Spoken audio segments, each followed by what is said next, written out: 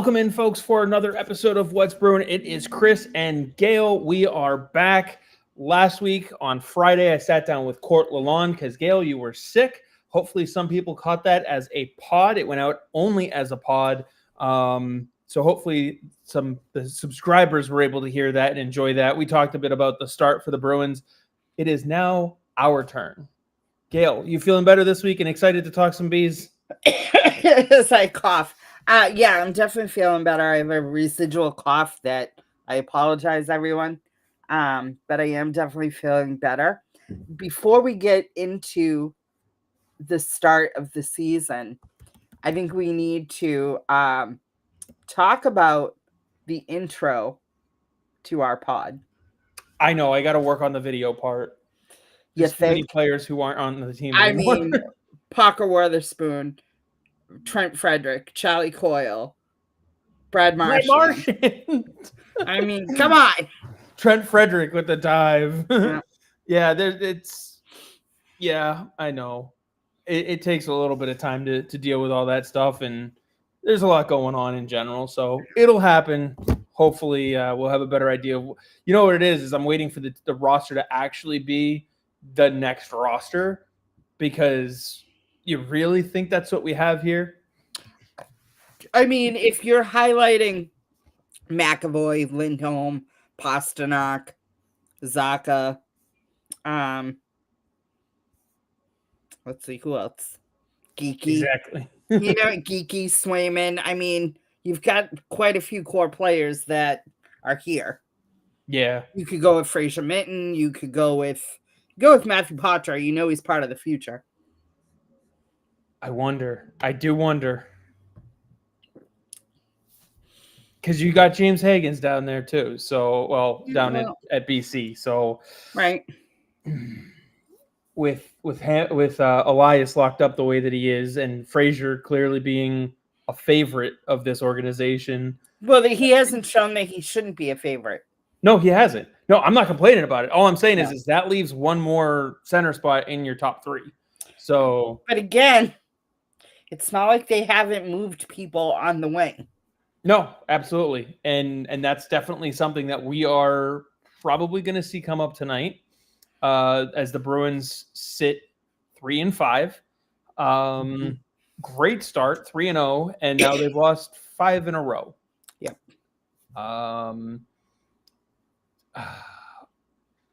Where's your brain at around all this? My brain is, aside from the sick, because it's October in New England. Everyone has a cough. Don't worry. Yeah, no, I just think that, and it was tax deadline last week, and so it was full throttle at work, and everyone was sick, and guess who caught it? Of course. But I mean, okay, so let's talk about these games. We can talk about the 3 wins. Gritty win against Washington. Really excited for that win because it was a gritty win. Yeah, it was a great way to start the season. Chicago, I think we talked about it leading up to that, leading up to opening night. I think we talked about the fact that the Bruins sometimes play down to their opponents. And I feel that the Bruins got pushed around in that game. Yeah, they won, but they got pushed around a little bit. And then Buffalo's Buffalo.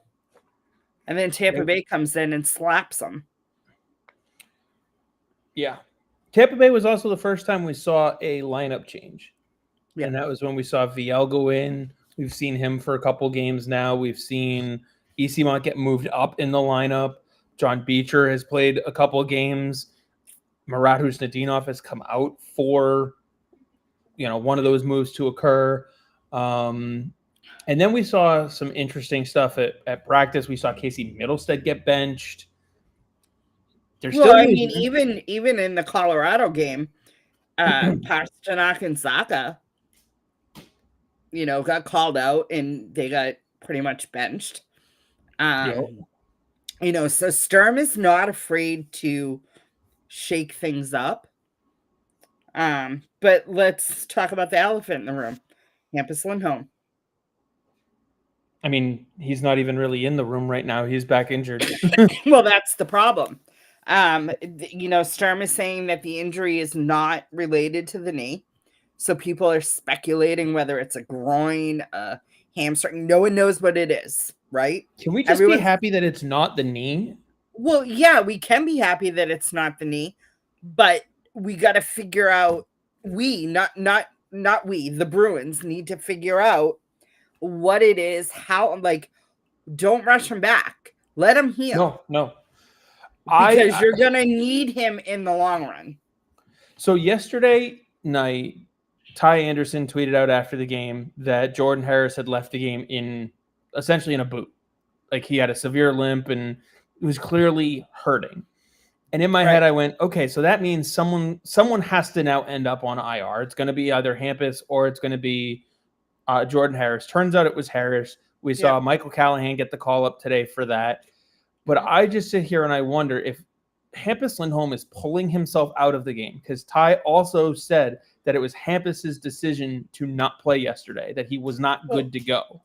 Sturm said it. You don't have to take Ty's word for it. Sturm said it. Sturm said it. I saw it through Ty's quote of him. Sturm said it post game because he participated in skate, and then after skate or in the afternoon before the lineups were submitted, he said he couldn't go. So at what point do you put him on IR retroactive? I don't even know if they would be able to. I think at this point they'd only be able to retroactive it to Colorado because that's the last game he played. Right. Now the problem is that it depends on what it is. Exactly. That's why I'm like, what? If they obviously feel it's not severe enough to put him on IR, you know what I mean? Like, they're expecting him to be back sooner than Harris, because Harris now is out for a minimum of a week. Yeah. So he is out until the Islanders game at a minimum. Right. And he was going to get more tests done today. Sturm said he was going to get more tests today, and they would know the severity of the injury. So I'm sure he was going for an MRI, because the Bruins have the facility at the Garden has like the X-ray and stuff, but they don't have the full MRI in the building. Right. So if it was an X-ray, they could have already had that done. Right. So they probably did do the X-ray. Nothing's broken. Great news. Is it a tear? Is it a stretch? Like, you don't know what it is. Because sometimes too with an X-ray, you can't necessarily see a hairline fracture either. Right. You know what I mean? You can see breaks, but you can't necessarily see a fracture. So I know some people are like, well, they should have called up Bruin instead of Callahan. They right now need a defensive defenseman. Yeah, no, I was thrilled when I saw that it was Callahan, to be honest. So was I. In fact, someone had tweeted something out. I forget who it was, but the response that I looked up, they are averaging 3 goals a game. They are scoring 3 goals a game. If you were going to tell most Bruins fans that this team was going to average 3 goals a game, you would sit there and go, great, they'll lose some games 4-3. They'll win some games 3-2. They'll be right in every single game, and they should win more than they lose because they have Swayman in net and a defensive 6, maybe 7 that can hang with some of the best players. Right. So most people would take that because you would assume their goals against would be a little less than 3. It's not. It's 3.25.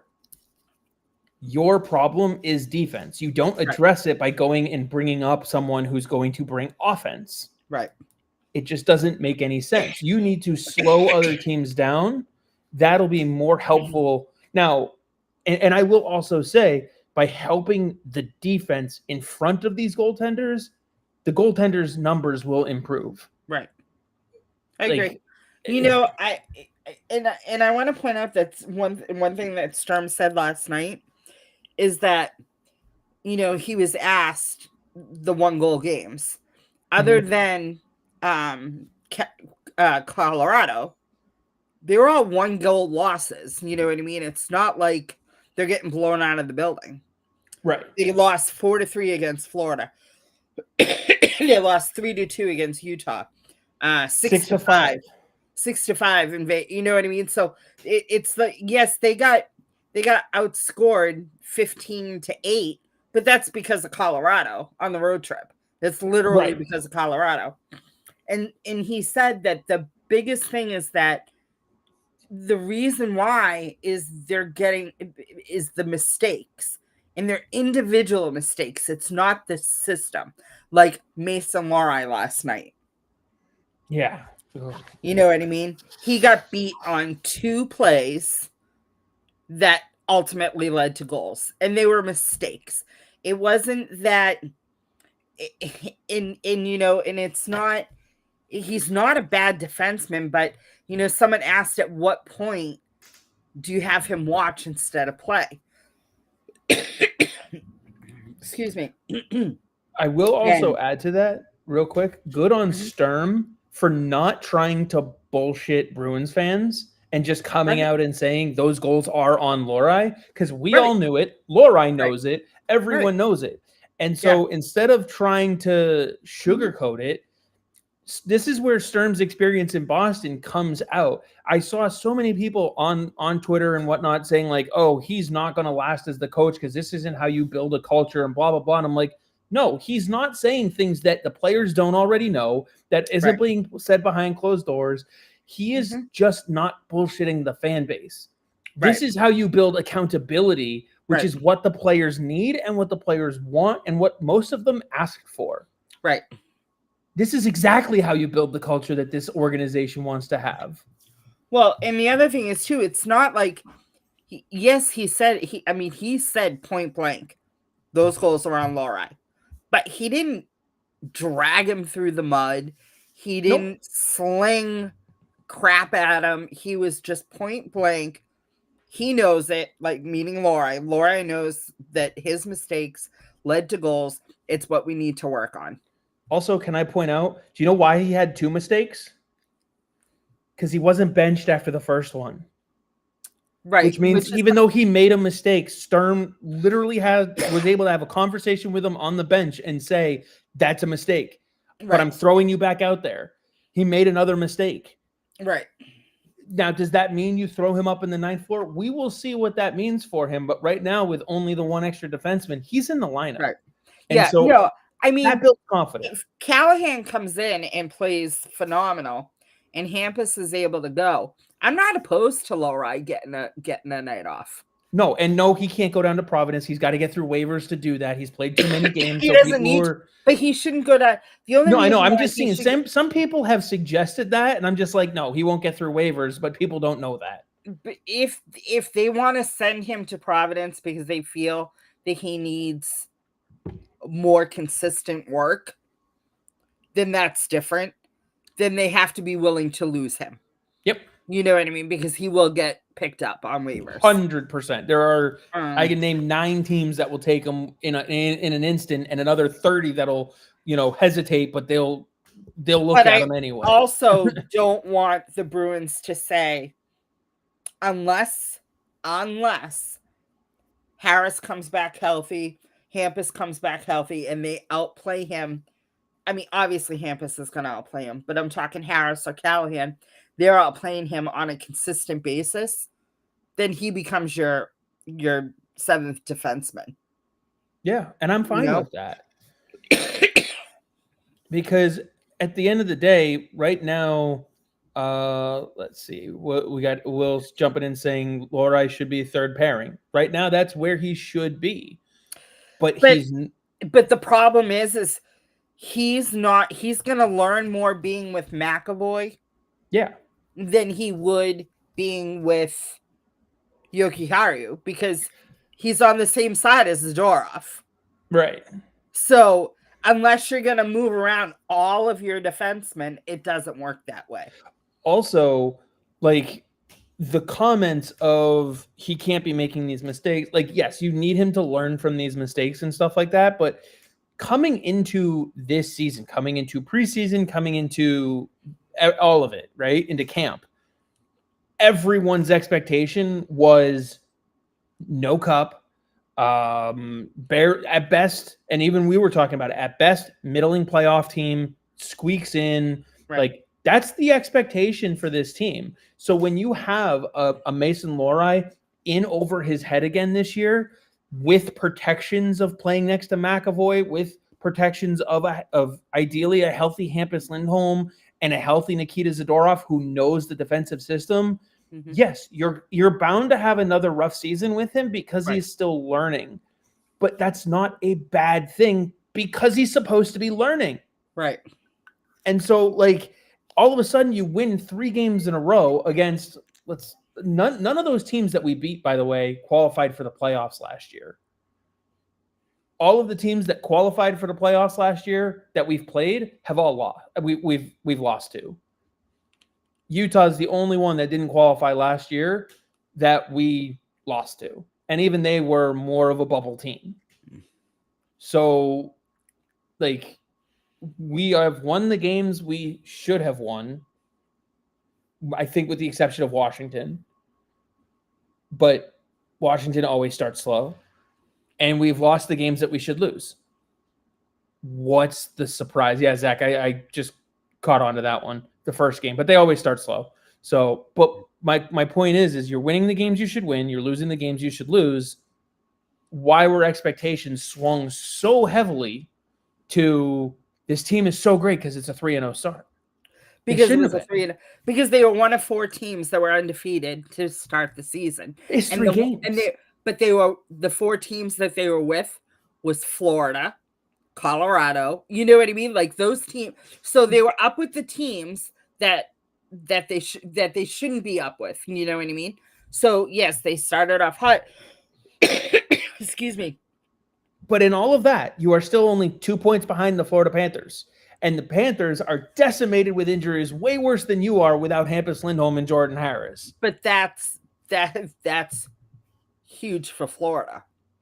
Because that happened the first year that Florida went to the Stanley Cup. They were horrible. Absolutely horrible to start the season. Oh, yeah. And then I'm not saying Florida won't be there. They started getting players back from injury, and then they beat the Bruins in the first round, and they went straight to the Stanley Cup. Oh, I'm not saying Florida won't be good, but all I'm saying is like this team was not built to beat Florida right away. Like, even if Florida was if Florida's healthy, that game is 10-2. Let's be real.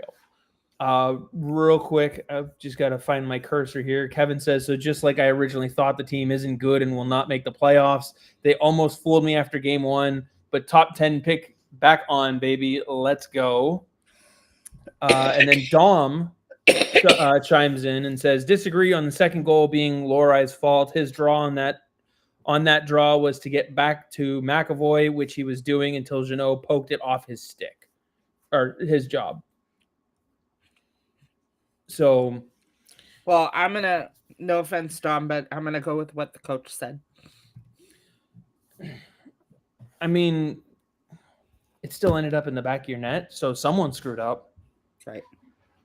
And I get where Dom's coming from. He's placing the blame on Jeannot on that one, but there still needs to be a bit of communication there between both of them. So, at best, 50-50, maybe. So, and then Kevin also pointing out to Dom, Dean Letourneau having a hell of a step down in BC. That's another trampoline reaction, I guess I would say. We're seeing the extremes at the NFL club. We're seeing the extremes on Dean Letourneau. For a year, Dom and I were telling people to slow down on how bad he was. And now they're kind of just off on how good he is. And like, let's slow down. Dom had a great article. I don't know if you saw it about Dean Letourneau today, and his development and the pace at which he's developing. So, as I believe Dom would say, everybody just needs to calm down a little. Well, that's not in Bruins fans' nature. I know. But we're also already seeing it. Call up this player, call up that player, all these things. Well, I mean, it's funny because Bruins fans want the young kids to play, but they want Lohrei sent down. Do they really think that Lysell, Merck, Patra, Frederick Brunet, any of them are not going to make the same mistakes? Yeah. I don't know. That's why I just at this point I sit back, I look at it, and I laugh because they say on one hand bring the kids up, then the kids make a mistake, and then 2 seconds later it's send the kid down. He sucks. It's 8 games into the season, right? And by the way, a season in which, real quick, I know Kevin, you were not on the Dean Letourneau sucks train. I know.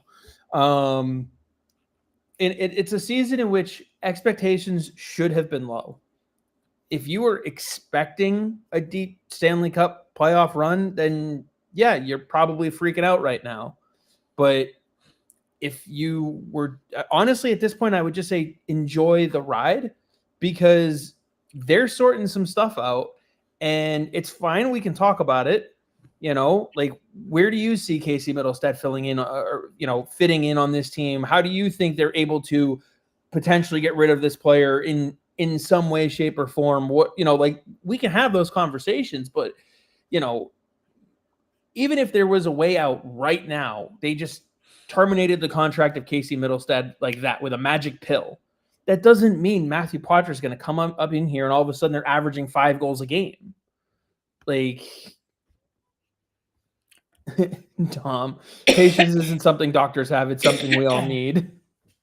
Well, so as far as Middlestat goes, I mean, why is he being singled out? Oh, in my little rant there? No. Even anywhere. Why is he? Because they put lofty expectations on him.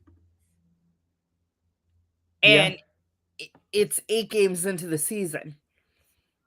You know what I mean? Like, Elias Lindholm, 1 point on the road trip. Pavel Zacha, 1 point on the road trip. Morgan Geekie, 1 point on the road trip. Those are your stars. Why is Middlestat getting singled out? I don't know, but he's top 5 on the team in scoring. He's tied with Charlie McAvoy. But you get what I'm saying? Yeah, like, I know. Like, they all had. It was a bad road trip. Like it is what it is. Horrible road trip. It was a horrible road trip. I don't know what else you want me to say about it. No one showed up for it. Okay, so you want to send the entire team down? Guess what? You can go and get Flow Hockey and watch the entire Providence Bruins roster take on the players that they should be taking on, and they are having success. Go enjoy Providence. Right. Like, that's what I would tell you. Let's see. William asks, why does Lohrei get to learn on the job, but Lysell can't get a sniff? Same for Poitras. See, this is a good type of question to be asking. Mm-hmm. Do you want to take it first? Well, so because the mistakes that Lohrei makes, when you look at the depth the Bruins have on defense, they have to absorb those, right? They have to absorb him being on the roster because their depth on defense is not as deep as they thought it was. No, it's not. Right? And it's going to get tested. Right. It's going to get tested. Because how many times did we say the left was more deep than the right? Right. And we're already testing that. Harris is out. Right. You got Callahan up. Lindholm's still banged up. Right. So we're going to see where they go to next on it. So that's why Lohrei gets to learn on the job versus Lysell, who the Bruins would rather have a veteran like Arvidsson who isn't going to make those mistakes. It's also part of the balance. Because Part of the what? the balance that you're trying to find between new kids, new young youth kids, and the veterans. Because if you look at the Ducks are a great example, right? Or San Jose. Both of them great examples. Mm-hmm. They are trying to bring in those veterans that we already have. The Ducks did a great job of it by getting Kreider and Trouba and Gudas and Killorn. Like, they brought some of those guys in over the last 2-3 years. Now they're just trying to find the right mix of the whole group. We already had those veterans. We have to figure out which kids are going to step up and become part of that group. There's a difference in how you're going about doing it. They were able to draft those kids and give them San Jose, like you said, great example. Celebrini, day one, NHL. Will Smith, pretty much day one, NHL. William Eklund, NHL, pretty much from day one. None of those kids developed in the American Hockey League because they didn't have a good enough team of veterans to ice and still be competitive. So it was, good luck, kid. We are throwing you to the wolves, and we're going to teach you on the job, and we will let you keep making those mistakes. Well, you don't have kids that you can do that with. But they do have kids that they could do that with, but then they would be in a full-on rebuild, and no Bruins fan wants a full-on rebuild. Because if you want that, you could get rid of the veterans and save a ton of cap space and have just your young kids, and then you're in a full-on rebuild. Full rebuild. Yep, 100% rebuild. And I'm sorry, but this team, the fans of this organization are not going to accept what San Jose has been for the last 7, 8, 9 years, what Buffalo's been for 14 years, what Anaheim has been. Bruins fans they're not going to go for that. Chicago. Yep, Chicago's another one. James says, I feel like McAvoy should be more of an impact player. The Bruins definitely need him to be. He's having some impacts, just not enough. And do you think they've put too much on him? I don't think so. I think he is relishing in taking that. That's part of what he wanted. But let's not forget, too, the amount of penalties this team is taking. Yeah. And they're stupid penalties. And when you take stupid penalties like that, you're not going to get in your rhythm. No. I think that's a huge part of why you're seeing McAvoy have less of an impact on 5-on-5, because he is out there killing so many penalties. Right. And like you said, that rhythm is just thrown off. Kevin says, I'm chilling because I looked at the roster and expected these issues. The thing to take away is that they are in a majority of these games. Adding some skill players to the mix will fix everything. Yes, but they also need to tighten up defensively. So if you can tighten up defensively, then you know exactly where those holes are up front. You can't properly address your holes up front if your back end is still Swiss cheese. Especially if you're matching teams goal for goal, right? Like how many we just talked about that they lost to Vegas 6-5. They lost to Utah 3-2. They lost to Florida 4-3. You know what I mean? Had the game gone on for one more minute last night, the Bruins probably would have tied it. You know what I mean? But especially because it was that fourth goal was such a fluky goal. Yeah. You don't, like, if that puck doesn't go off Andrew Peake's foot, we could be talking about a Bruins win instead of a Bruins loss. Absolutely. Because the Bruins 100% had the momentum in the third period. So it's not a matter of adding skill player. It's tightening up defensively, and not just the defensemen, but look at the top 6 forwards, right? Yep. Because the middle 6 or the bottom 6 are playing great tight defense. Yeah, the bottom 6 have been fine. I mean, Janot's had some problems, but he's not the weakest link. If you're, and I know that their penalty kill isn't bad. They haven't given up a ton of penalty power play goals. But again, if you're constantly on the man shorthanded, your defense, whether then 5-on-5, is going to be gassed. Yeah, and I'm just now pulling it up real quick. Right now, you are. Where do you stand with penalties? I just got to find Boston on the list. For what? Penalties taken.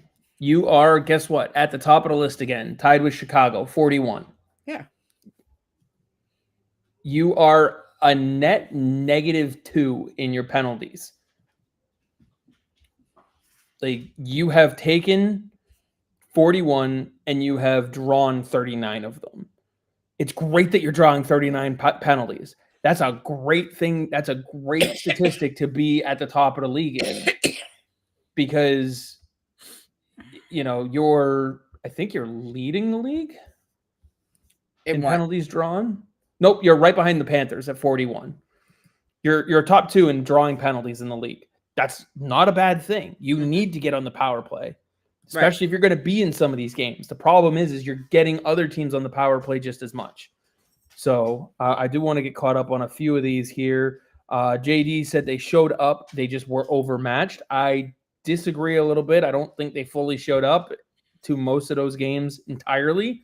And as Dom points out, Vegas isn't the place to go a day early on a road trip to bond. Any other city would have been okay. I disagree. They're professional. And they don't have a lot of kids. It's not like you have all these kids. You have a lot of veterans on this team that know what road trips are about. You're talking about Nikita Zadorov, Elias Lindholm, Charlie McAvoy, David Pastrnak. They're all fathers. Yeah. They're not, you know what I mean? We're not talking Matthew Potter or Tyler Seguin. We're not going back to the other, the early days where guys go out and party all night. That's not what the NHL players do anymore. And if they can't handle the fact that it's Vegas, then that's the problem. Yeah. And honestly, Dom, I would counter it by saying, if a player proved that they couldn't handle going to Vegas a day early and having a team outing to bond in Vegas, chances are that's not necessarily a player that I want on my team long term. Like, you got to really evaluate who that player is and exactly what they do. Kevin says that he said he'll give me this. We had a discourse about Hampus Lindholm and his injury, if they should move on from him before the season. Says I'm starting to look like I may have been right on that. Kevin, we'll have to talk about that one. I don't fully remember the conversation, but I do remember we talked about Hampus a lot. Dom, what did Dennis Potvin say about defensemen? I'm not sure which quote he's talking about. So, Dom, share with us, please. Kevin says, I think there's a middle ground to it. This team clearly isn't a contender this season, and playing one or two of the kids this season doesn't make you San Jose. 100% agree with you on that, Kevin. The problem is you do have these veterans, and you have to see if any of them are, one, a fit, and two, none of the kids outplayed these guys. Well, and the other thing is we're not talking about one or two kids. We're talking if Bruins fans want to see the kids. Right. That means no Arvidsson, no Jeannot, Tanner Jeannot, no Pavel Zacha. No, you know what I mean? Like, they'd be gutted of its veteran, and it would just be Pastrnak, Geeky, and then all young kids. That's San Jose. That's what I'm talking about. I'm not talking about, because people want Lysell instead of Arvidsson. People want Mikhailov instead of instead of Tanner Jeannot.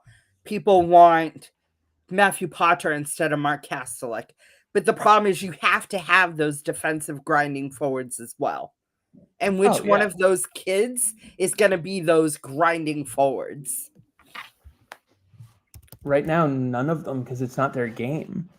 Like, it just, right now, I think the spot, or a spot, that you could look at the most, and I know you said, why are we singling him out? He wasn't the only problem. 100%. It's the 2C where you're sticking Casey Middlestead and swapping him with Pavel Zacha left and right, down the middle and on the left wing there.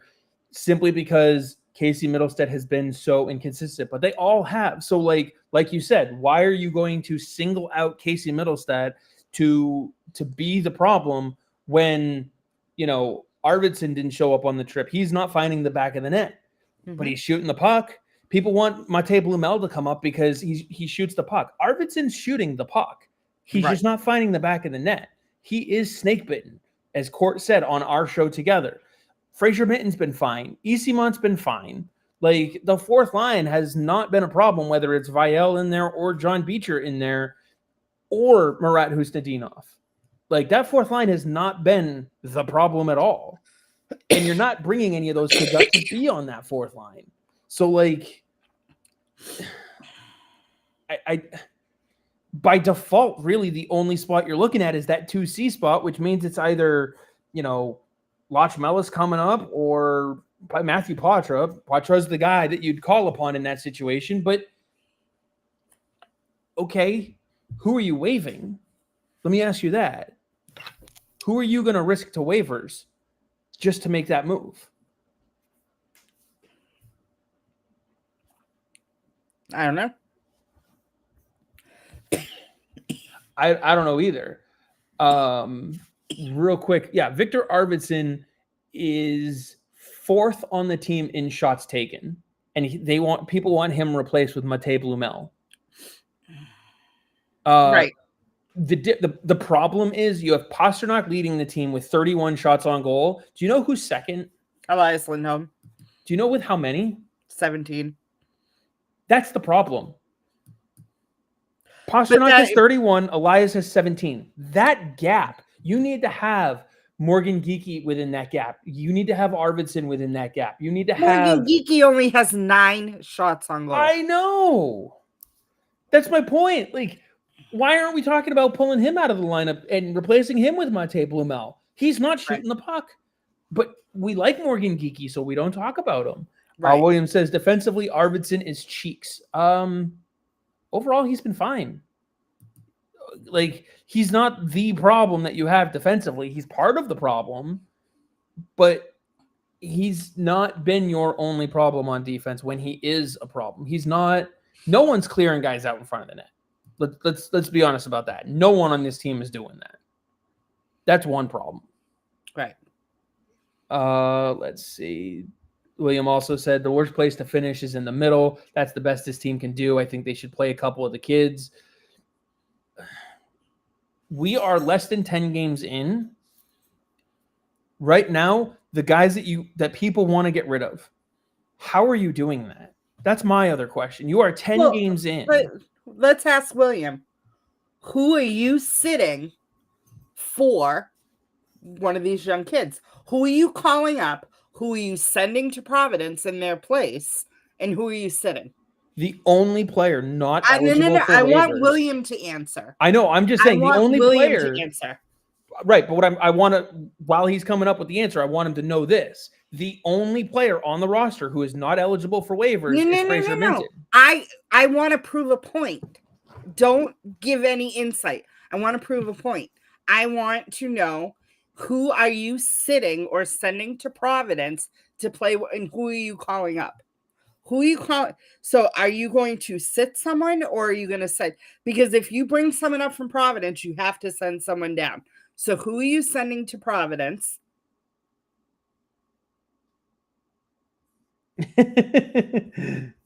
Kevin, Gayle is feisty tonight. I like it. Well, I want it on. I mean, because you can't just go, I want to call up Blumel. Okay, well, who are you sending to Providence in this spot? Who do you think should be? Okay, so William, if you want Lysell, who are you sending to Providence? Yep, what's the counter move? What are you doing to get Lysell on the roster? Because it's not just... Okay, what about Arvidsson? What are you doing? Are you trying to trade him, or are you just putting him on waivers? What's the move? Because if you're putting Lysell in Arvidsson's spot, he's not just going up on the 9th floor. You still have to create a roster spot. So if he's going to sit on the 9th floor, who are you sending to Providence? And if you're sending Arvidsson to Providence, he's getting plucked up. Not only that, but you are now losing a tradable asset if you can develop him correctly between now and the trade deadline for nothing. Mhm. Now, there are cases in which addition by subtraction occurs, but Victor Arvidsson, Al said Arvidsson is cheeks. What do you, William? That doesn't answer the question. And no, Arvidsson is not quote unquote cheeks. All right. And as Jason says, that's terrible asset management. Just losing a player of what Victor Arvidsson is, what, a 30-year-old veteran? Is he 30? 29? 32. Like, yeah, got to play the long game with that one. As Kevin says, Arvidsson needs to play. We need to see if he can pick up production and get us any draft capital at the trade deadline. Any draft capital is better than nothing. I keep muting myself, by the way, because I keep coughing. So I apologize to everyone that's watching or listening that I go into coughing fits, but that's what happens when I start getting feisty and I can't breathe. I start coughing. And yeah, and I want to bring this point to William as well. Like we said earlier, this team this year was not expected to be in a playoff run, or at best at the tail end of a playoff run. All right. So if you can take your time with a player like Victor Arvidsson, like Kevin is pointing out, get his production up and flip him at the deadline and get even a second or third round draft pick for him. You gave up a fourth. All right. You are essentially doubling your draft pick value at that point for 50 something games of Victor Arvidsson, letting Fabian Lysell percolate in Providence for those 50 games and then calling him up. Like, you're better off doing it that way. Arvidsson is averaging 5 minutes less a game than Morgan Geekie, but he has nearly double the shots of Morgan Geekie. So why is it because Arvidsson wasn't a Bruin before July? Is that why? That would be my guess. Kevin, thank you.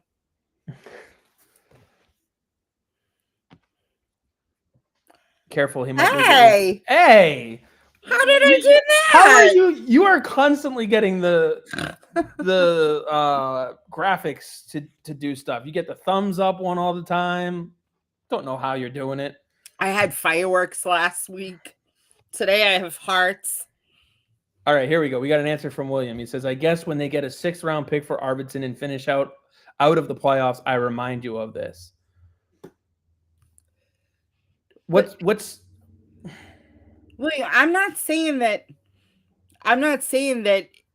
one of the young kids shouldn't be playing, but the problem is that you can't just, it's not, you, with the salary cap, waivers, and everything else, you can't just say, okay, we're going to send Arvidsson to Providence and bury that cap in Providence. He has to go through waivers. There's so many different things. So, and the problem is that eventually Arvidsson, who again is taking 15 shots on goal, right? And he has 27 attempts. He had 15 that landed. He has 27 attempts, right? In 8 games. Yes, he only has 2 assists. But Morgan Geekie right now has 9 goals, 23 attempts. You know what else I just realized too? 9 shots, not 9 goals. Big flaw in Williams' argument that I also just remembered. What? Victor Arvidsson has a no trade clause. He can't be waived without his permission. Oh. So he's not going down. So the players that can be waived, William, real quick, where you don't have to go to the player and have them agree to go to the American Hockey League, consist of Casey Middlestad, Morgan Geekie, Sean Corrali, Mark Kostelic, Michael Easimont, Marat Hustadinov, John Beecher, Fraser Minton, and Jeffrey Vielle. And which players don't require waivers? Fraser Minton. Correct. And I'm sorry, but Fraser Minton has done nothing wrong. He's got no reason to be sent down. My point is, though, if you send Morgan Geekie down to the AHL, he's no longer in a Bruins uniform because someone's taking him. 1000%. If you try and send John Beecher to the AHL, someone is taking him. Yes, he has a full no move clause. Dom, he has the full no move clause. He's got the same clause that Elias Lindholm has, David Pastrnak has, at least according to Puckpedia. It could be a no trade clause, but he's got a full no move according to Puckpedia. So, and William's saying, I'm saying it's better to finish lower in the standings than to come close to playoffs because first round picks are better. How did that work for who finished dead last year? Oh yeah, not the New York Islanders. Right. And also, who finished fourth from the bottom? Oh, yeah, that was us. Sorry, Dom, that's my fault. If I said no trade, it's a no move. Boston finished fourth from the bottom. They picked seventh. You know who picked fourth? Utah. Yeah, the lottery is the lottery. It's not a guarantee. So it's not a guarantee that bottom of the barrel gets the top pick. And William, if you want, you can go to what's the site, tankathon.com or whatever. You can start doing that right now with the odds. They have odds as of right now. Go do it 100 times. Tell me how many times the Bruins get a top 10 pick. Because it's going to be a crapshoot either way. And William, and I'm not saying you're wrong when you say it's better to finish lower in the standings than to come close to the playoffs, because no one wants to watch their team limp into the playoffs and then get bounced in the first round. No one enjoys that, right? Of course not. No one does. But, again, I'll use Los Angeles as the example. They got a hot goaltender. They were the number 8 seed back when they used to do the 1 through 8. And they won the Stanley Cup on the back of Jonathan Quick. Right? Oh, yeah. That was in the mid-2000s, I think. So what I'm saying is, though, is that, yes, if you're going to be a bad team, be a bad team. But no one wants to watch this Bruins team be a bad team. You want a competitive team.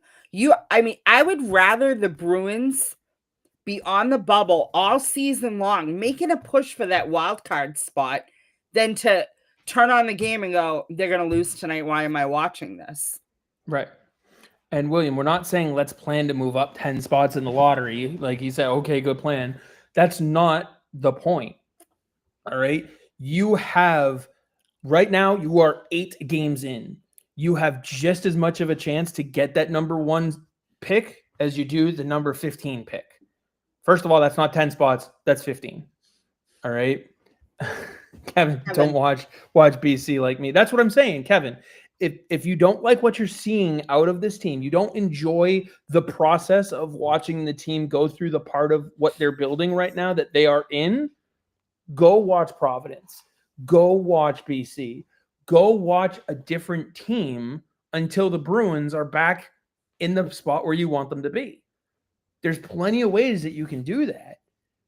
Like, they are at a certain point. I love how everyone tries to avoid rebuild and call it a retool. At the end of the day, if you are not in a status where Vegas or Colorado, or like, if you're not able to look at on paper and go, we should beat all but maybe 2 or 3 teams, you are building something. You are trying to build to that. I'm going to disagree with you, because when you look on paper, the year after the historic season, they had no business being at the top of the division on paper. They didn't have, you talking about the historic season itself? No, I said the season after Bergeron retired, after Krejci retired. If you looked at them on paper, they overachieved. if you looked at them on paper. You can't, because it's not just previous. It's building chemistry. It's the hot goaltender. It's all of a sudden Morgan Geekie gets out of his slump and scores 30 goals. You know what I mean? Like, there's so many different factors. So you can't just look at paper and say they're exceeding expectations or not exceeding expectations, because that's not real life. That 23-24 team, the one that you're talking about, finished right about where I had them. That was the expectation that I had for that team, even after the historic season. I can't tell you how many. I was gonna say, I can't tell you how many conversations where Dom and I were talking about that team a couple years ago, and I was saying that team should have still been competitive, and they were. So I get what you're saying. But on paper, every single so-called expert had them finishing at the bottom of the division. Look at how many years they keep, like, it's just, it is what it is. I know, but yes, the experts were wrong. I know, but I had it, like, there are certain aspects, like this team. Ready? I agree with you. All I'm saying is like you said, if this team can get into the playoffs, and you want to look at its opportunity to go on a Kings-like run, it's there. We're seeing it now because all of these games are so close. They are hanging with the Vegases. They're hanging with, Colorado for the most part up until it gets a little out of hand there. They're hanging with Florida as they're currently constituted. What? I'm sorry, that Colorado game was, They were in it till they weren't, I guess, is the better way to put it. But you're hanging with Tampa. You're hanging with Vegas is the big one. All right. You're hanging with that team up until the end. You almost come back to win that one. You almost come back to win the Florida game. All right. There's a roadmap to that type of success, especially given the division and the conference that you are in. The teams that you are in a division and a conference race with are extremely beatable, each one for their own reasons. But let's face it, if you get them in a cup final against Vegas, Colorado, name a few of the other Dallas, Edmonton. Although Edmonton I worry about right now as well. I would not be surprised to see Edmonton miss the playoffs this year. It's just, if you saw them in a 7-game series against those, especially those 4 teams out west, no one is picking the Bruins in a rational. No one picked the Bruins in 2011. I know. No one picked the Bruins in 2011. No one picked Philadelphia to go to the Stanley Cup final in 2010. I know. That's why I said there's a roadmap to it, but it's not a logical roadmap right now. I like Kevin's comment, though. I'm watching it all. Well, not Providence, because I don't want to spend all that money. I got to tell you, Kevin, Flow Hockey, worth $150 for the year. Well worth it. Because it's not just Providence. You get the entire AHL. You get the entire ECHL. You get the entire OHL, QMJHL. There's a lot more on there, Kevin. For $150, it's a way better value than ESPN. Anyway. So I guess the bigger question now, we got the Ducks coming in for Thursday.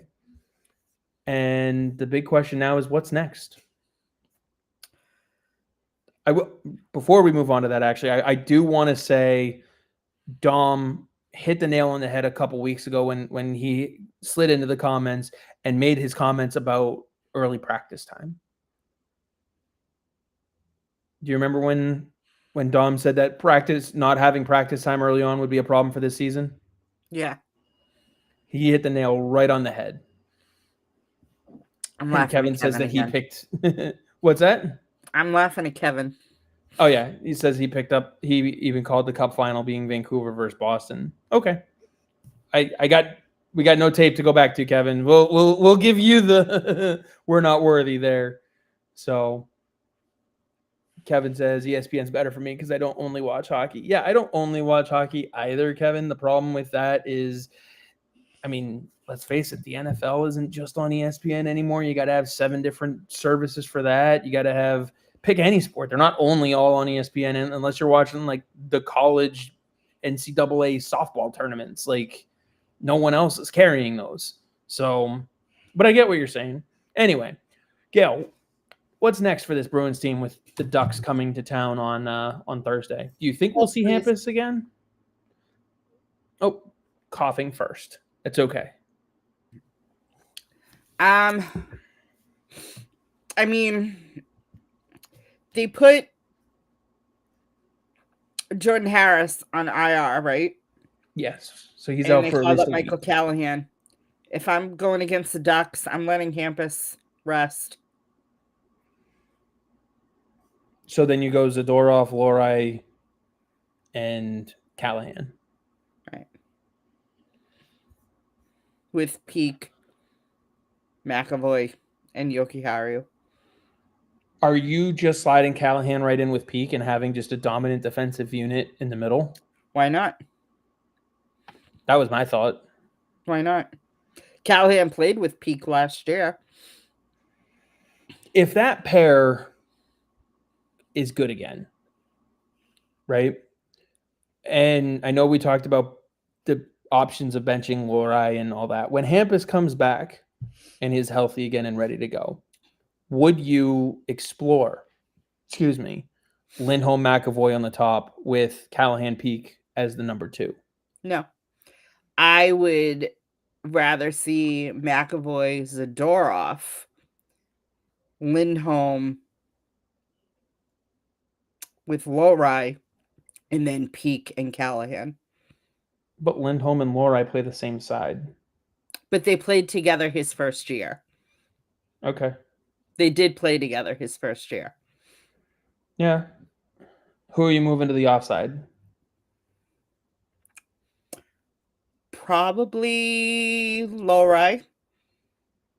Actually, okay. you could move Lindholm to the offside because he has more of a. Oh God! Don't ask that, Dom.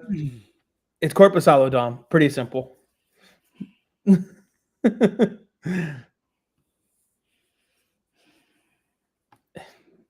Dom had to throw that in there. Love you, Dom. We miss you.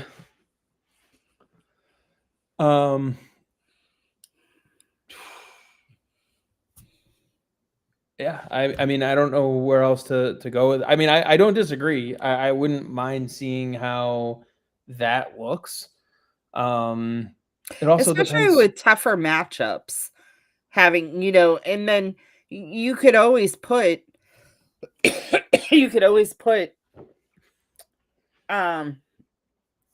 McAvoy and Lindholm together against certain matchups.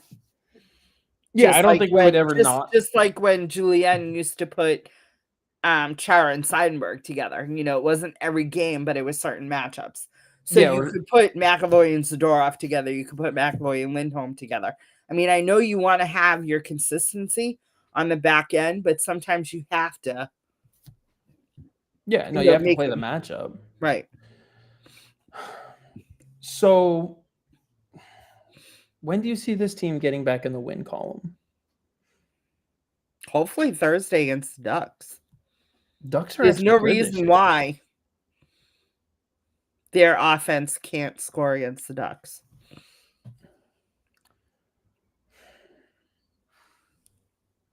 I mean, they got a tough road ahead because the Ducks are playing well this year. Although, see, based on what we've seen, I worry about the Ducks outscoring them. Just because our offense, while it hasn't been a problem, that faucet can easily turn off. We've seen it constantly. And so that's where the Ducks and the Senators worry me. So, see, Kevin, everybody wants you back on. Kevin says that he's doing exactly everything the same so that they keep losing. And then he says that he's also doing spells and chants on the Leafs to make sure they also miss the playoffs. So, speaking of the Leafs, did you see the comments from Brandon and Carlo? which one? Hold on, and now I gotta go find it. I was gonna say, did you see the comments about Brandon Carlo from Stolars? No. Oh, there was a whole thing because Carlo didn't stand up for Stolars after Right, he got taken out. Carlo after the game said, "Well, they called a penalty, so there's." And I'm like, "What happened to the Brandon Carlo that was in Boston?" Yeah. What did Stolar? I didn't see what Stolar said. Oh, he basically just indirectly called him out for not having his teammates back, which would have been him. Which actually I think is a great transition to a question I do have, but I want you to bring up what you were pulling up first. What was I pulling up? The Carlo quote, or was it the? Yeah, it was just about the. I don't remember the exact quote. That's what it was though. When he was like, "Well, I saw that they called the penalty, so there's times where you," and I'm like, "What? I'm like, where is this coming from?" I don't even recognize him anymore. There was, just speaking of the quotes and whatnot, there was a quote that Sturm had said. I saw it because Ty tweeted it out. That there's still a few players missing from the bus. Oh, I have that quote. Hold on, because awesome. You have the exact quote. Yeah. I wrote about it today.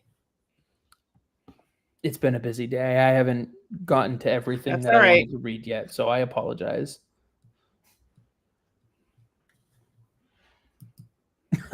Kevin.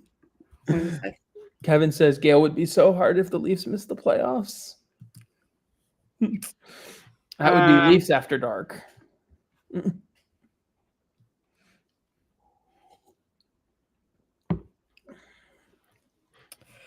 Says the one thing about this group, I have to say they do not quit.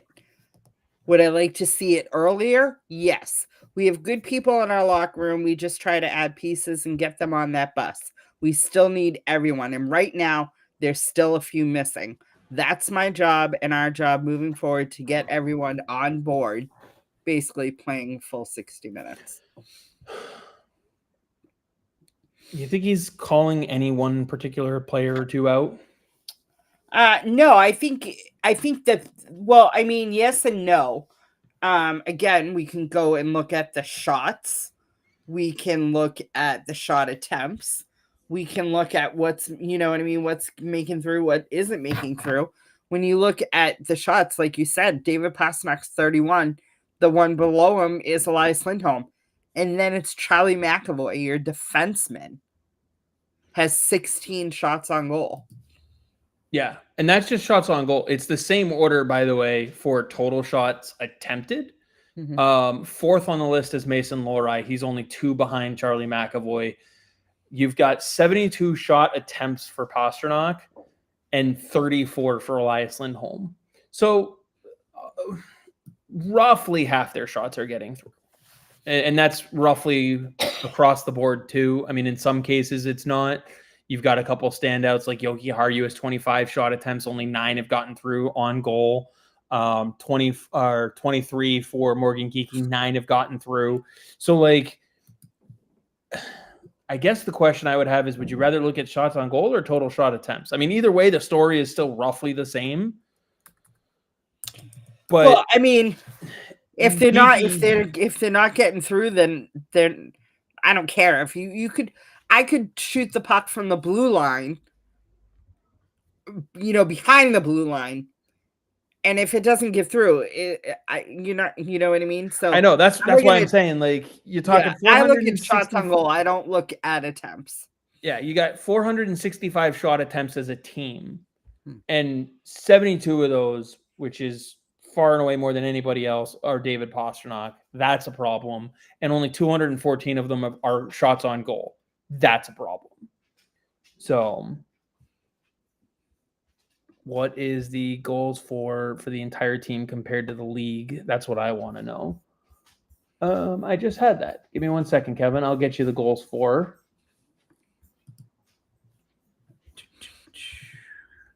Because goals for, they are fourth. They are tied with New Jersey, Toronto, Carolina, and Colorado, essentially in fourth place with 24 goals for. All right. The problem is they've allowed 26. And compared to the league low, by the way, is 13.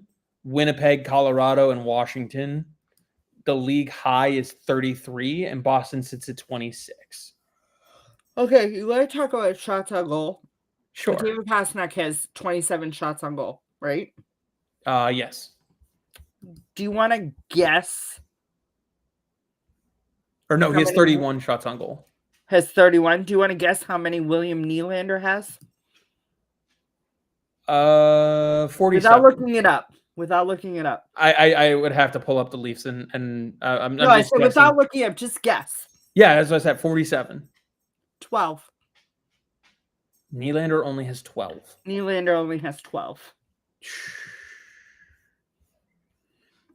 William says, do you not think there is a correlation between skill and shots on goal?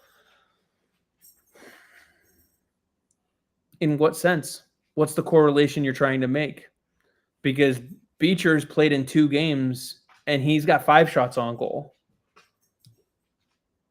So that's my question. Like, what's the correlation you're trying to make? Is Beecher the same level of player as David Pastrnak? No. I would expect David Pastrnak to have more shots on goal. That's what you want him to do. You pay him to score. You don't pay Beecher to score. However, if John Beecher's not shooting the puck at all, that's a problem. Right. But the fact that he's on a pace right now, that if he were to play 82 games and he would outshoot Morgan Geekie, that's the problem. The problem is Morgan Geekie's not shooting enough. Your skilled player is not the one who's shooting enough. And yes, Kevin, biggest issue on the team at the moment is the puck goes in their own net. Like, that's the biggest problem. That's why sorry, William, I'm going to call you out a little bit here. That's why your solution of calling up Fabian Lysell doesn't solve anything. He's not a defenseman. He doesn't contribute to the defensive side of the issues that you need help with nearly to the amount that you can rely on a veteran player for. It's also a mindset, William. He says Pasta is way more skilled than the rest. That's why way more shots. First of all, that's not why he has more shots. All right. He has more shots because he's shooting more. I know. Duh. He's the one you want shooting more, but you also want Morgan Geekie shooting more. You want Elias Lindholm shooting more. What, in your ideal world, Gayle, what's the order in which you want the team to look for shots on goal? Who are your top 5 shooters? Oh, it's got to be Pastrnak first. It should be Geekie second. Then I would take Lindholm. Then Zacha. I would throw, if he's healthy, Hampus Lindholm. If not, Charlie McAvoy. Because you got to have a defenseman in your top 5. Absolutely. And Charlie McAvoy is in your top 5. So right now, your top 3 are Pastrnak, Lindholm, and McAvoy. But the problem is Zacha has 8. And Middlestat has 6. And Morgan Geekie has 9. Right. Morgan Geekie has the same amount of shots as Mark Kostelic and Fraser Minton. Let's see. Jordan Harris has 9. Minton has 9. Mark Kostelic has 9. Geekie has 9. Yoki Haru has 9. Andrew Peak has 9. Right. I'm not mad at Mark Kostelic because he has 9 shots. No. I'm pissed because Morgan Geekie has 9 shots. Mm-hmm. So correlation between skill and shots is your more skilled players need to shoot more. Right. Your bottom 6 forwards should, if through 8-9 games, should have 11 or less shots, right? Right. And your Kevin, top 6 forwards should definitely be in the 20s at least. And Kevin's got it right here. Pasta has the amount of shots because he's one of the best shooters in the NHL. But the point is, everyone else shouldn't be as low as they are. Right. I am not complaining because Pastrnak has 31 shots on goal. I'm not complaining because he has attempted 72 shots. I'm sitting here going, Morgan Geekie is his line mate and doesn't even have half as many shots. Right. Lindholm does. He has a third of the number of shots. Lindholm is closer to him. A guy with 30 goal potential is not shooting the puck. That's the problem. Morgan Geekie has a deceptively good shot, as does Pavel Zacha. They're not using it. Pavel Zacha has 8 shots. He's averaging 1 shot per game. Right. Dom says, if I had to drink a shot every time Morgan Geekie took a shot on goal, I wouldn't get drunk until Christmas 2026. I think that Geekie's going to eventually find his groove. I think so. I'm not as worried as I know you're about to have a coughing fit here for a minute. I'm not worried about Morgan Geekie. I think he will start to shoot the puck more and eventually will probably end up overcompensating. There's just a lot going on right now in the schemes and in the systems. And I think he's still trying to adjust to some of the new stuff. I do think practice would help. I disagree. I think that right now he is leaning on Pasta. Instead of looking for his shot, he's automatically looking for Pasta. And that's what Zacha used to do. And that was why I had no problem with Zacha being on the second line. But the problem is that down the last year, Geekie and Pasta fed off each other and Geekie had the confidence. I don't know why Geekie doesn't have the confidence right now. Yeah, William even says Geekie gets his shots when Pasta dishes it to him. That's part of it. Yeah. Well, also Lindholm. Yeah, Lindholm. Dom says Geekie's on pace for 30 goals, which, you know, as long as he maintains the pace, again, I'm not overly worried about it, but then Kevin adds dropping Geekie down to the second line like Sturm did a game or two also ago isn't going to help Geekie. I disagree. I think it could. I think that is a way to work on sending him a message. Let's also not forget, Morgan Geekie, this isn't the first time he started the season very, very slowly either. Last year, he got benched. He got benched. He got called out by Brett on Twitter. Like, you know, it was rough for him in the beginning. So, again, like I said with Dom's comment, as long as he maintains a 30-goal pace, I'm not going to worry about him excessively. No, if that but starts to creep down to the top 6 forwards need to start producing. Absolutely. And if they don't, then you can start to look at options for bringing the kids up. But it's got to be more than 8 games. Right. Kevin says, I don't think so because I don't think he needs a message, and the drop-off in talent is tremendous from the first line to the second line. Then why has Pavel Zacha been able to handle it, Kevin? Because every time Morgan Geekie gets dropped, Pavel Zacha is the one that gets moved up.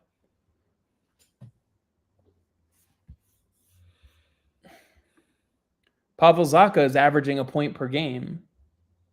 He's not suffering just because he's getting moved around.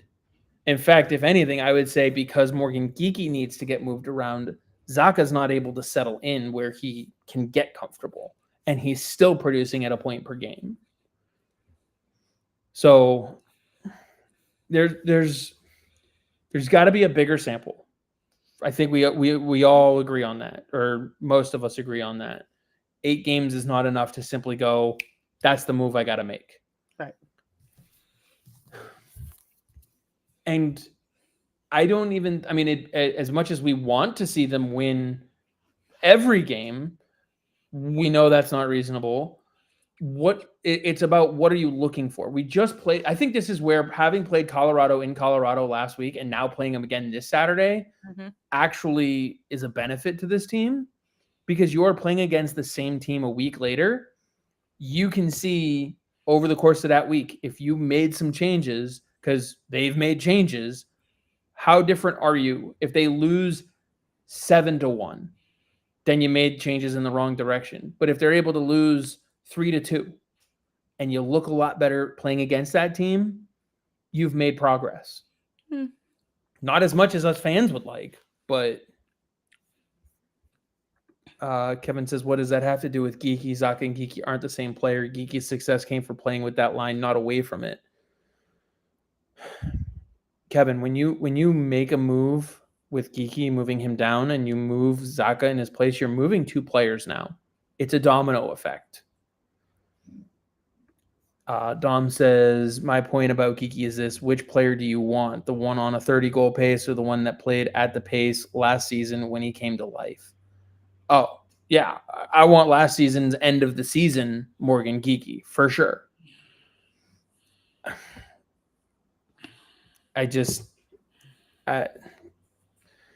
The top 6 need to, first of all, they need to settle in. If you look at the top 6, they're kind of where they should be 8 games in. Pasternak has 10 points. Elias has 6 points. Geeky has 5 points. Zacha has 8 points. It's not like they're crapping all over the place. Somehow Middlestead has 4. Right. But the problem is that they're not scoring as much. A lot of their points are helpers. Yeah. You know what I mean? So I think that's why people are frustrated. You have 13 different goal scorers on this team right now. But I do agree with Karen here. I think we need to work harder and start focusing on the puck, keeping the puck out of the net. Like our own net is basically where she's at. And as we've been saying most of the show, their problems are defensively. Right. Good night, Dom. Everyone was complaining that they weren't going to be able. Bye, Dom.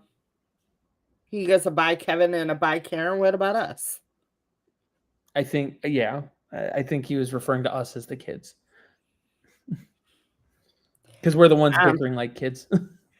What was I saying? I mentioned that we had 13 different goal scorers on the team. But you were talking about, I think, how they are scoring, but the top 6 are mostly getting assists. No, so what I was saying is, so if you look at... Sorry.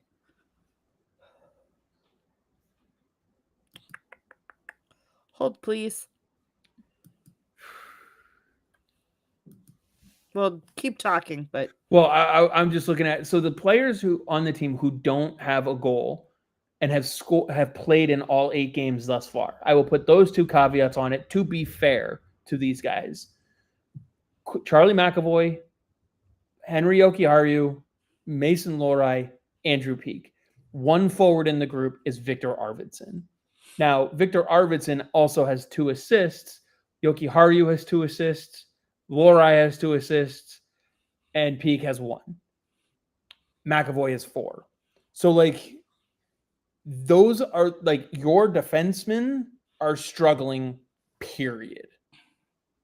They're struggling in their offensive zone. They're struggling in their defensive zone. And then, of course, you got Hustadinov with 1 assist, Lindholm with no points, VL with no points. I'm not really worried because Jeffrey Vial doesn't have a point. That's not what you're paying him for. Well, and he's only played 2 games. Exactly.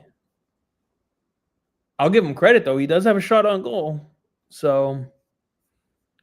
And Kenny. Well, Peeke had a nice goal against Florida, just wrong net.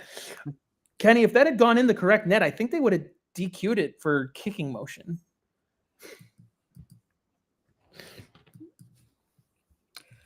The Bruins have allowed only 2 more goals than they've scored in the 8 games.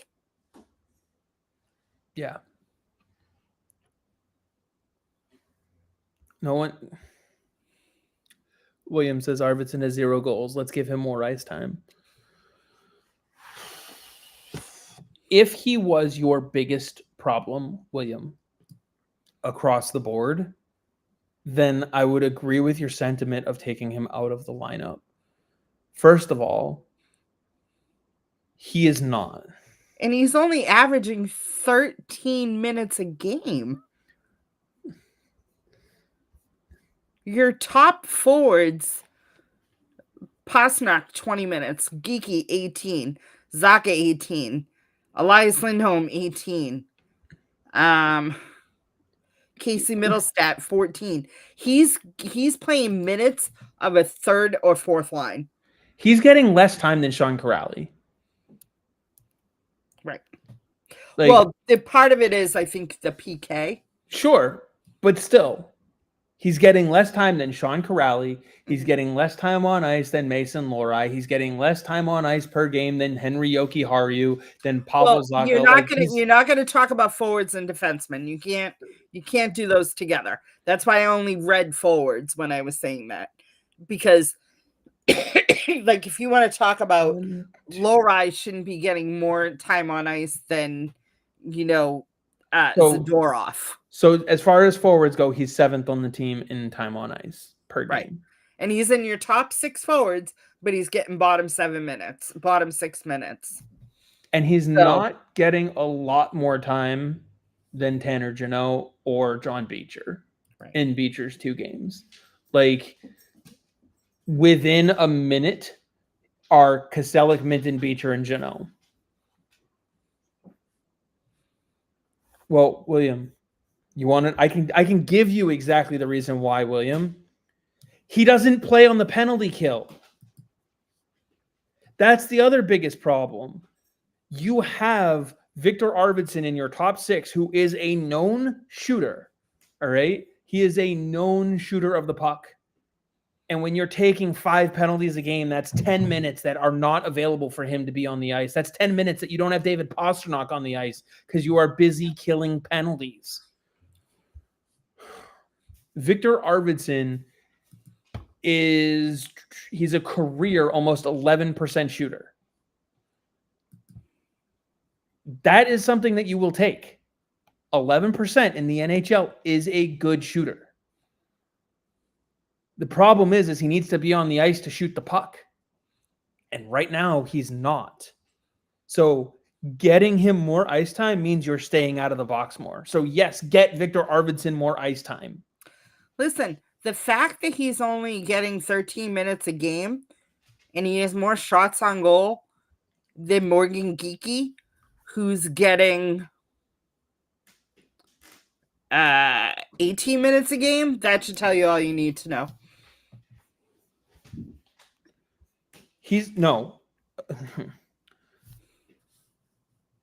When you say awful defensively, you are trying to compare him to an elite defensive forward. He is not an elite defensive forward. I will give you that. All right? But no one ever described... See you, Kevin. No one has ever described Victor Arvidsson. You got it again that time. No one has ever described Victor Arvidsson as a defensive forward. Ever. Ever, ever, ever. So it's not that he's awful defensively. It's that he's not, the team itself is not good enough right now to be keeping him in the position he needs to be in to be successful. I just realized the time. So we should start to wrap up. And of course, when people like that are in the comments, we'll go back and forth all night. And yeah. Do you have any thoughts here? We got like not even 5 minutes left. Is there any last minute thoughts that you want to touch on the Fleet? Do you want to save that for next week? Yeah, we'll save that for next week. They start their training camp is soon, and their first game is a month from tomorrow, basically. The 23rd. So they're right around the corner. But I think, like we've been saying all night, we've only seen a sample size of 8 games. The Bruins have scored 24 goals. Their opponents have scored 26. I'm ignoring that comment. The one for Bob? Bob, go back and watch from the very beginning. We talk all about it. But seriously, they've scored 24 goals to. I'll be right back. Okay. Real quick. So, Bob, yes, we've spent quite a bit of time talking about bringing up the kids, what that would entail. So we can circle back about that. And William, yes, the problem is on defense. The defensive problems include the fact that you are on the penalty kill so goddamn much that you have players like Victor Arvidsson on your bench too long during a game. All right. So you can have multiple problems. All right. I'm going to talk to you like you're 5 because that's where these stupid questions are coming from. You can have multiple problems at once. You can have a problem with the defense, and you can have a problem where your shooters aren't shooting enough. Those both can exist in the same world. All right. And they don't have anything to do with each other. That's where we're at right now. Does that make sense?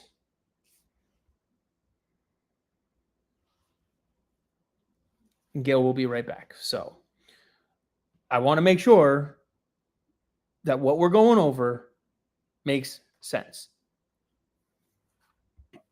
There she is. Welcome back. Thanks. So what I'm trying to explain is I'm addressing William's comment, but isn't the problem on defense. Multiple things can be true at one time. Therefore, they can have a defensive problem and they can take too many penalties that keep shooters like Victor Arvidsson on the bench, and the offense, those players aren't playing the way they need to up front. They can coexist. Kenny, I love the sarcasm. I've seen enough. Let's get Patrick Brown up. That would blow everybody's minds. I love it. Okay, Bob, what happens when the kids aren't good enough, period, either? What then? I mean, I'll pose the same question to Bob that I posed to William. Who are you bringing up, and who are you sending to Providence?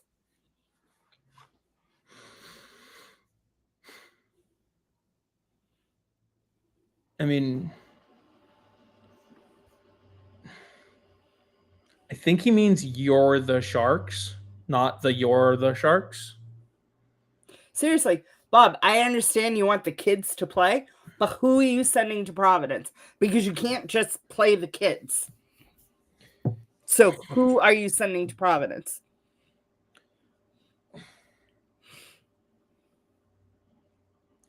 And Patrick Brown, top 6 minutes just to piss the fans off. Oh, Kenny. I love the sarcasm. I mean, Kenny, if you want to jump in, you're more than welcome to. You know that. But I just... If it was as easy as just play the kids, they would be doing that. Like, agree or disagree with that?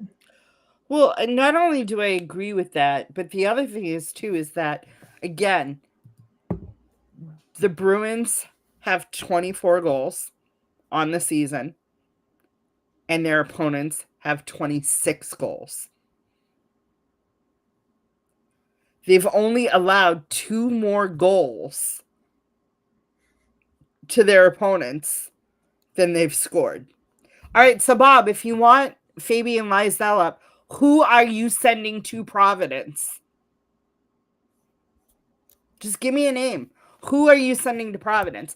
Because you can't just create a roster spot without sending someone to Providence.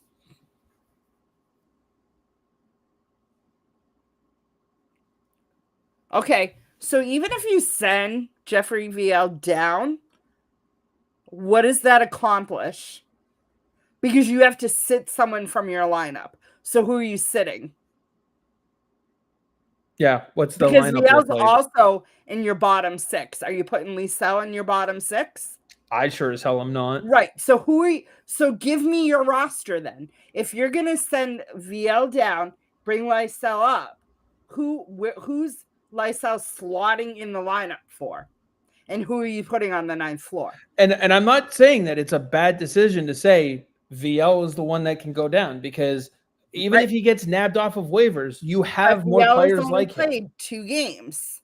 So I again say, who are you sitting? Because you have to sit one of your top 6 forwards.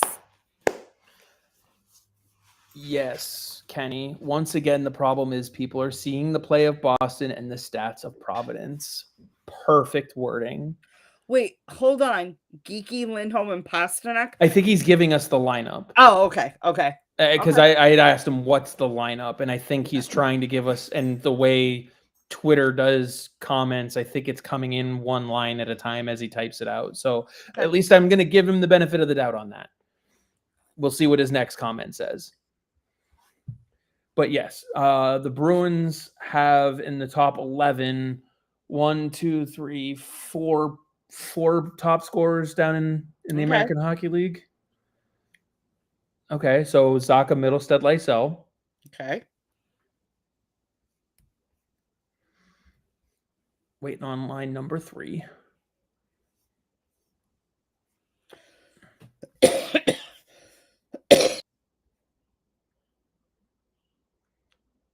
I'd be willing to bet that it looks something along the lines of Minton, Arvidsson, probably Jeannot or Easymont.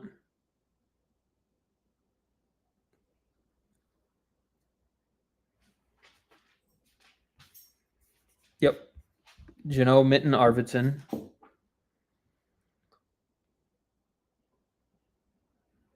And 4th line probably will have Corrali, Kostelic, and well, we know it won't be Vial.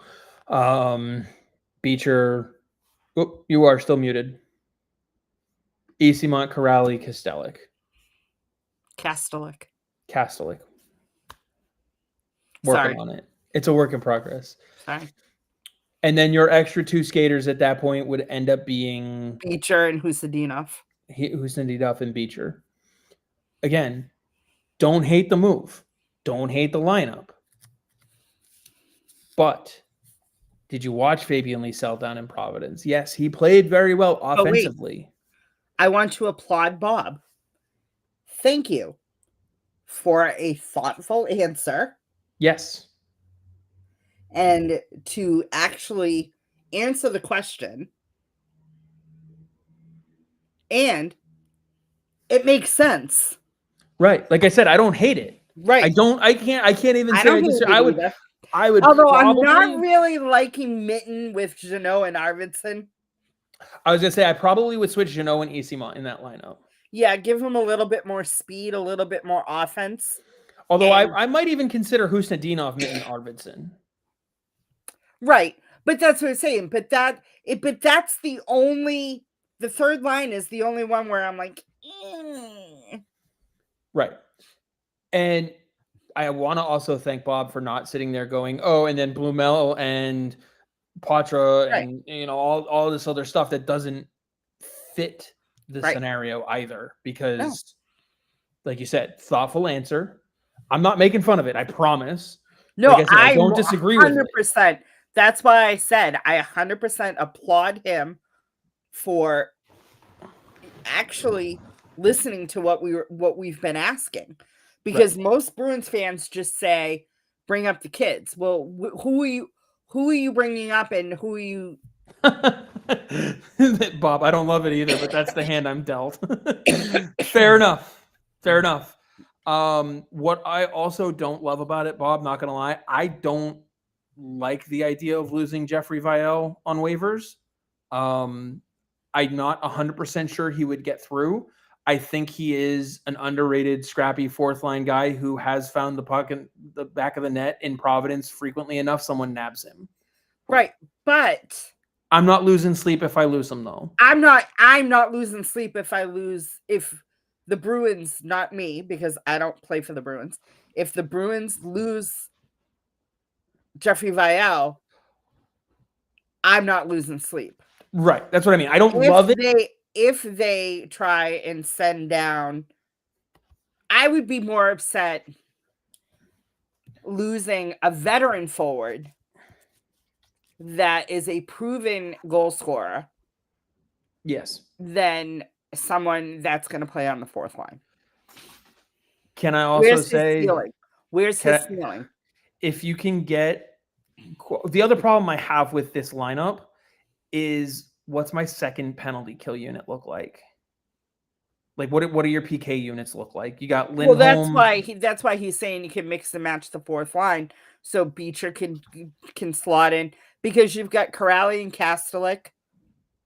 That's one PK your two unit. forwards, and you've got Zacha and who does Zacha usually play with? Lindholm. And then if you needed a third pair, could you do Mint and Geeky? Like, that's what I mean. Like, what's your third? I would go Jeannot before I would go Minton. Okay. Jeannot with who? Geeky. Okay. But if you can, and this is where I go, if you can get a player like Minton or Jeannot or Geeky, or like if you can get even Arvidsson to play better defensively to the point of being able to be on a penalty kill, I would rather lose John Beecher to waivers. I think he has a better shot at sneaking through. Kenny says VL would be a tough loss from Providence, not Boston. I like VL. No sleep lost, though. All right. Kenny, though, how many times did we talk about Jeffrey Vial last year while watching Providence? He finds scrappy goals. He does. And he is also not one who gives up on plays or up on games. So, and I'm not saying John Beecher is. I just think that, as bad as it sounds to say, I think Vial has a higher scoring ceiling than John Beecher. Beecher's just faster, which means he screws up quicker. Bob says, I think everyone's PK except Pasta, Arvidsson, Middlestat. I mean, yeah, it also depends on who's in the box too. Right. That's a big one right there. Yeah, because I mean, if Lindholm's in the box, then yeah, you're probably going to have to use Zacha and Geeky, for example, because you don't have Lindholm, and you need someone who can take faceoffs, and Zacha, Geeky, and Beecher's low on that list. Yeah, so even like if we look at shorthanded time on ice just from last night's game, the forwards. Sean Kuraly had 3 minutes, Mark Kastelik 250, and then Tanner Jeannot had 1:34, and everyone else was just sprinkled.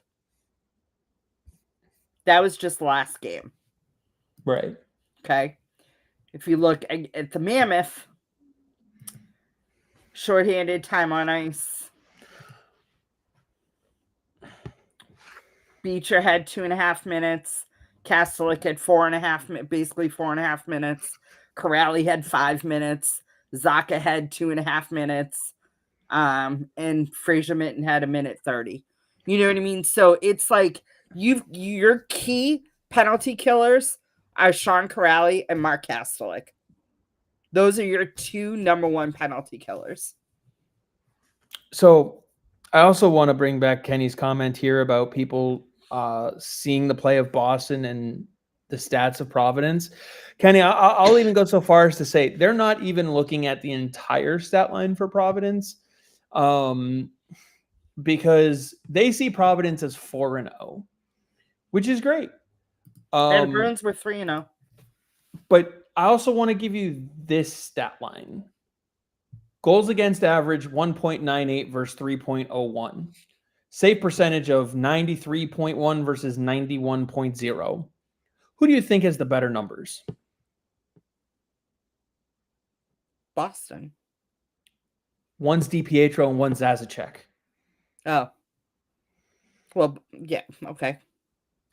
Zazacek is outplaying DiPietro, and they have a minute and 10 less again. time.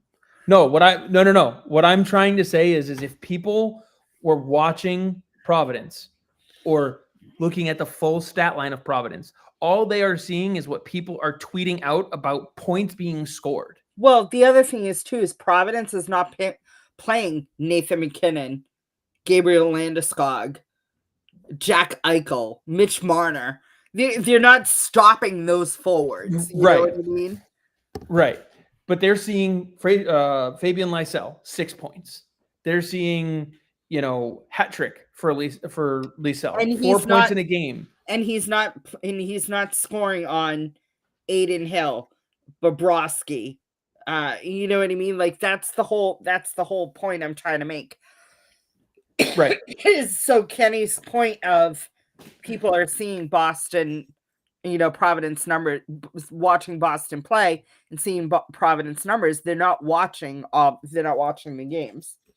Right. Notice how no one's calling for DiPietro to get called up though, and to get rid of Korpisalo anymore. That seems to have died down quite a bit. I'm not even seeing hate on Swayman this year. I've seen some. I saw a little bit. How he's out of position, how he's but that's not shit. That's not hate. That's if you want to pick apart a goal, that's different. Picking apart correctly though. He let in 6 goals against Vegas. He only let in 3 against Colorado. You know what I mean?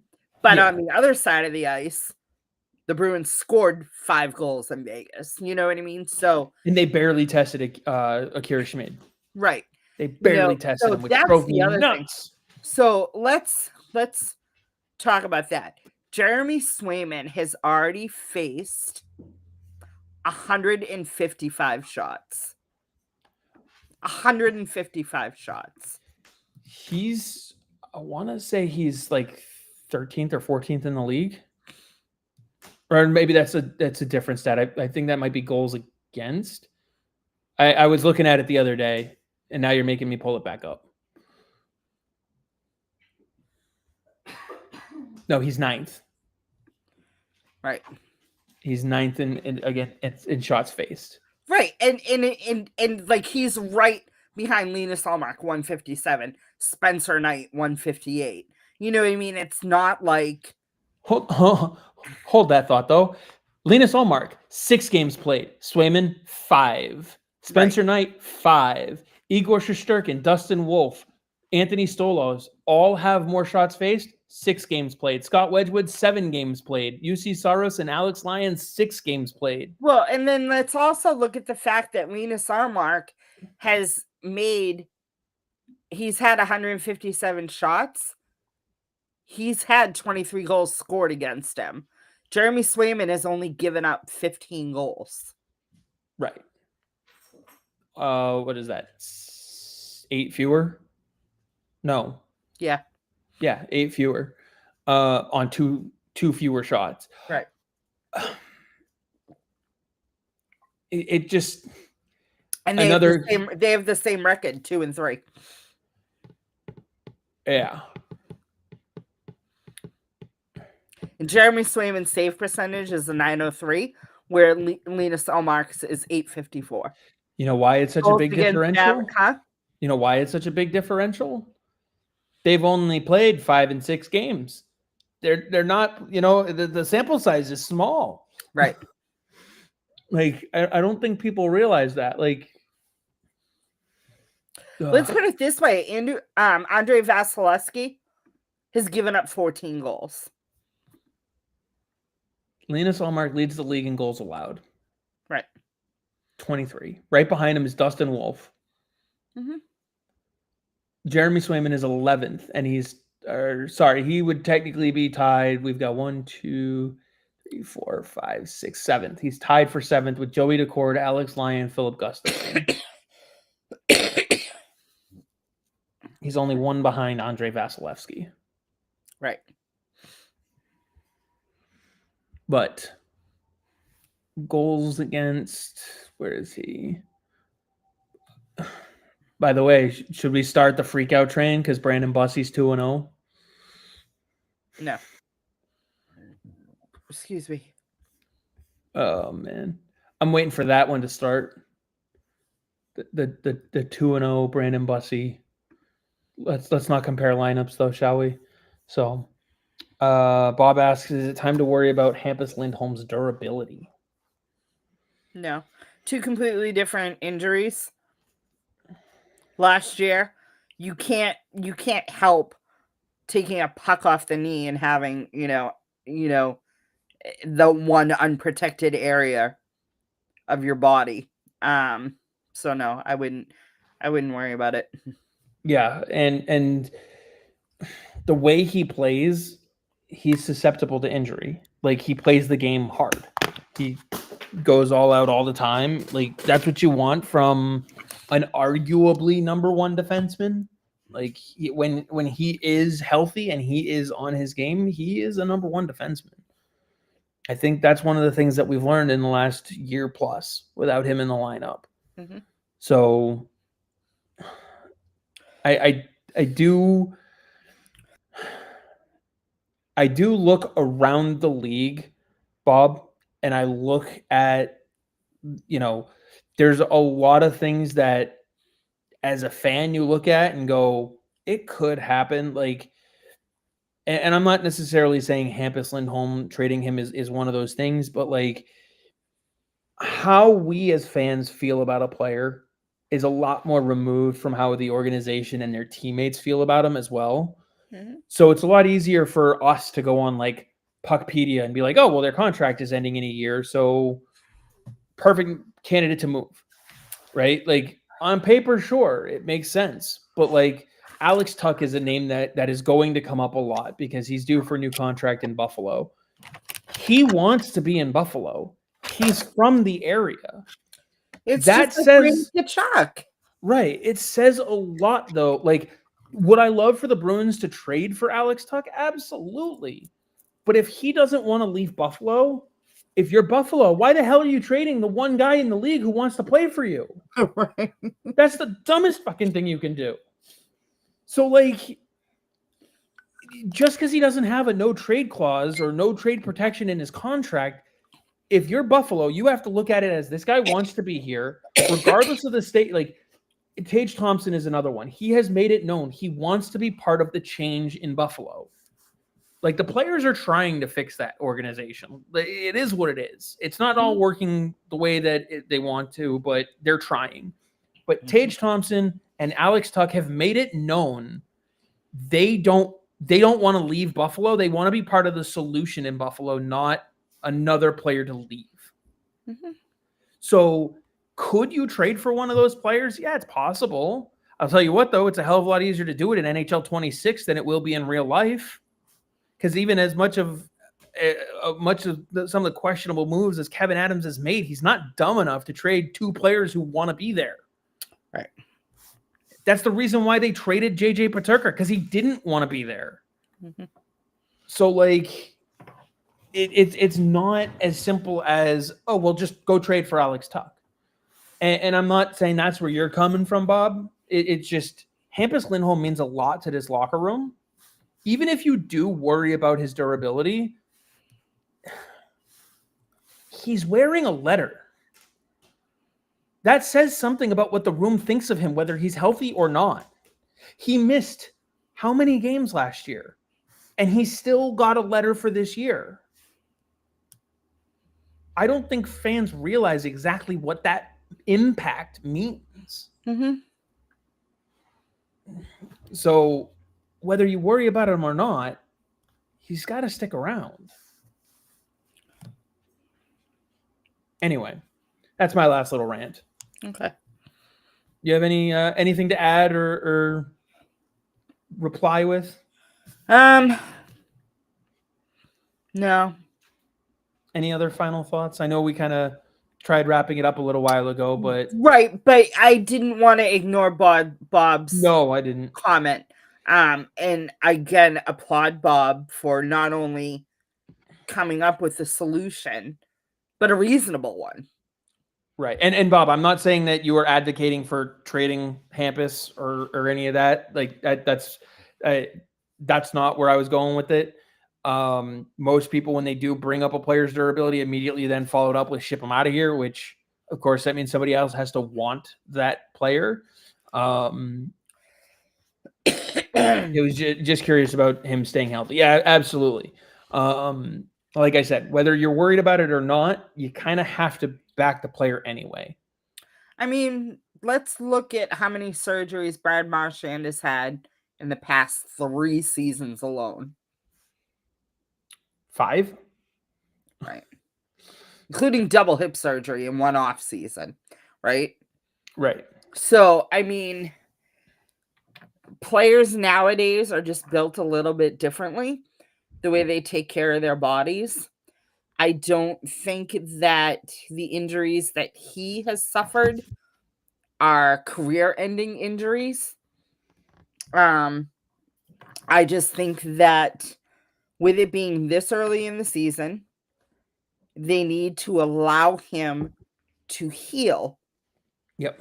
As opposed to if it is a groin or whatever it is, like, again, we don't know what it is. We just know what it isn't. It's Right. not upper body and it's not the same knee as last year. Right. That's all we know. Right. So, and it's, my guess is if he pulled himself from the start the other day, it's something that has that come and go feeling. Yeah. And so it's probably muscular, and he was Probably probably, yeah, and he's, right. I mean, I really hope it's not like a hernia or something like that. Like, it wouldn't be the first time that we've had a player get a sports hernia early in the season. Yeah. I would say that, and try to play through it. Mm-hmm. If it is something like that, I'd rather him get it handled and dealt with now. Mm-hmm. Like, I mean, like we said, the expectations for this team were not high to begin with. As much as we want to say they were, or the organization wants to say they were, you are better off, if it is that type of injury, shelving him now and getting him back later. Everyone's pushing for the Olympic break, and it's going to be condensed schedule. And that's the other thing too, is people need to remember the first half of the season is very condensed because of the Olympic break. Yeah, you just played, what, 8 games in 15 days? Right. Something like that? Right. Now, some teams, it's only going to get worse. Right. You know, there are some teams that have had 3-4 days off between games early on in the season. Mm-hmm. It'll all come around, though, because a lot of those teams, they're at home right now, and that's the part that sucks. So, you know, we've got 8 down, almost just about 10% of the season, and yeah, not a great grade so far, but plenty of time to turn it around. No, and again, they're not getting blown out. Right. They're in, even the games that they've lost, with the exception of Colorado, the 1-goal games that they've lost. Again, Vegas, Utah, Florida, and I forget the Tampa score. That was a 1-goal game too. Right. So you look at those games and you look how they're right there. And a lot of those games, the Bruins scored first. And they're not letting up the late period goal. I mean, with the exception of last night, but again, fluky goal. Yeah. You know, but they showed no quit last night. So I think that it's like Marco Sturm said about the bus. They need everyone to get on it. And they need to find the right mixture on the bus. And they're working on it. So Bob's last comment here, it's a moot point with Harris on IR and Lindholm game to game, but with the way Lohrei is playing D right now, he was probably a candidate to get sent down, assuming he is still waiver exempt. Well, first off, he's not waiver exempt. No. Second of all, I don't think right now you need to build Mason Lohrei's confidence, and I don't think sending him down, waiver exemptions or not, helps with that. Mm-hmm. He knows, as Sturm has said, he knows that last year Lohrei did not have a good year. Lohrei knows that. It's about putting that behind him. And right now that's creeping in because of mistakes that are being made. One mistake is going to compound into two mistakes. That's what we are seeing. And the worst thing that Sturm can do is not allow him to rectify those in the game. Like, the worst thing he can do is sit him for 5 games and not allow him to be in those situations to be better. Right. Now, is it the Saturday that they play? Yeah, Saturday they play the Avs. No, I know. I'm looking at the beginning of November. Now, if you tell me Saturday matinee game, and then you've got the road game against the Islanders on Tuesday, you've got a day in there for travel and a day in there where you can get a practice in, the Sunday, Monday. Mm-hmm. If you tell me he's going to sit the Carolina game, and then you want him to work on some stuff in that practice, and then you're going right back to him on the Islanders game. Well, that's different. I said I could him for 5 games. No, I know. I'm just saying. I'm okay with him. But who are you sitting him for? If it depends on if Lindholm is ready to go, and then you've got Callahan, I'm fine with that. But if Lindholm's still on the shelf, you need to call someone else up. Right. That's what I'm saying. Like, if you're going to bench him to work with him on something, that's the scenario. You need to have an extra day off between games where you can have a practice. You need to get him with Zdeno Chara one-on-one. Right. That's the kind of scenario. So I would not expect Mason Lohrei to see the 9th floor under any circumstances unless there is a back-to-back day off coming up. Only then do I think they even consider entertaining it, because the whole reason why you're taking him off is so he can work on something that you've seen in his game. Mm-hmm. Until then, you try to let him work it through during the game, because that's what this season's supposed to be anyway. Mm-hmm. Let him work through it. Also, what you were saying about the close games, a lot of these games, the Vegas one, the Tampa game, even the Florida game, if you clean up your own game, you can win these games. Mm-hmm.